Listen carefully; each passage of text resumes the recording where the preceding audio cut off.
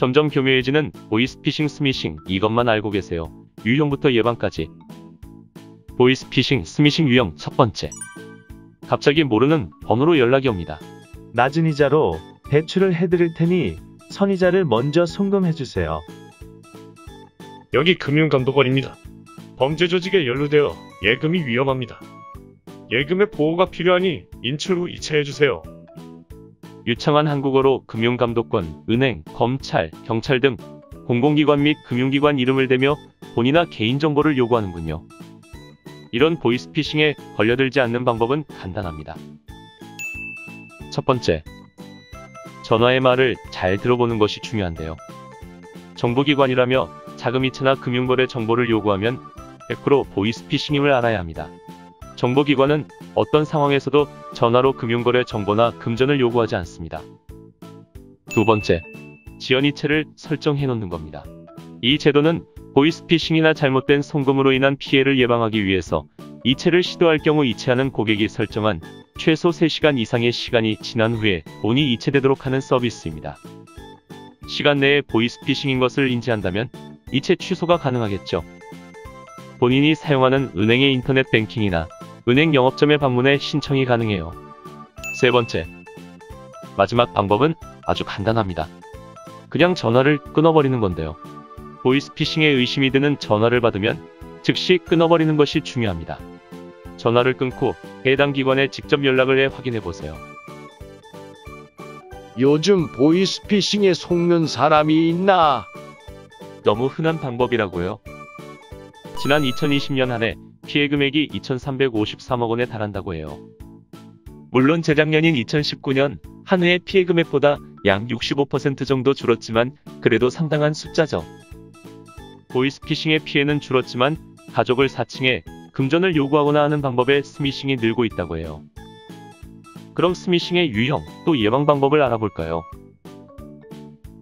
보이스피싱 스미싱 유형 두 번째. 요즘 코로나19 사태로 하루에도 몇 번씩 안전 안내 문자를 받고 있죠. 그럼 이렇게 생긴 문자는 받아보셨나요? 그냥 코로나 안내 문자 아닌가? 그냥 코로나 내 문자가 아니라 내 핸드폰에 있는 정보를 노리는 놈들이 보낸 스미싱 문자라는 거. 하단 URL을 누르면 알 수 없는 어플이 내 핸드폰에 깔리고 그 놈들이 원격 조종을 해 핸드폰 안에 있는 내 계좌, 비밀번호, 인터넷 뱅킹 등 내 정보를 가져갑니다. 이렇게 탈취한 정보들로 내 명의로 대출을 받는다든가 하는 수법을 사용하는 거예요. 그럼 어떤 게 진짜 코로나 안내 문자인지 모르겠다고요? 바로 이 문자가 진짜 안전 안내 문자입니다. 예방하기 위해선 어떤 게 가짜 코로나 안내 문자인지 구별을 해야 하는데요.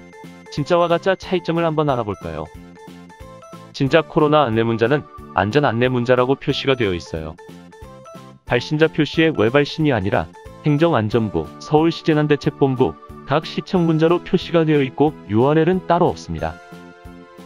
자, 다시 한번 비교해서 볼까요? 발신자 표시 확인. 하단 URL 없는 거 확인.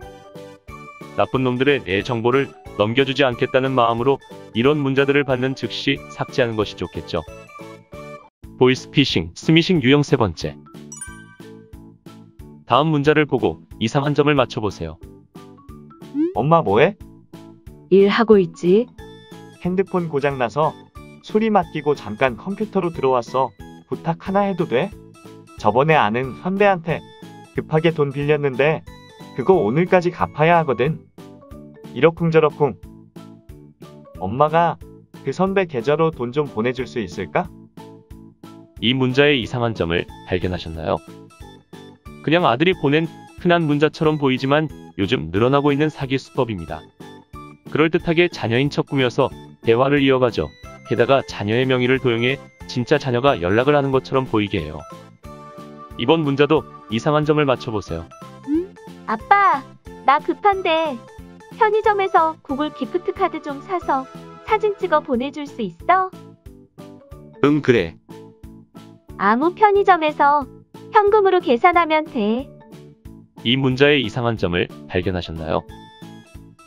이 내용도 자녀인 척 꾸며 대화를 이어가죠. 전화를 걸면 계속 피하면서 컴퓨터로 문자 중이라 전화를 못 받는다고도 해요. 그럼 마지막 문자를 볼게요. 아빠 어디야?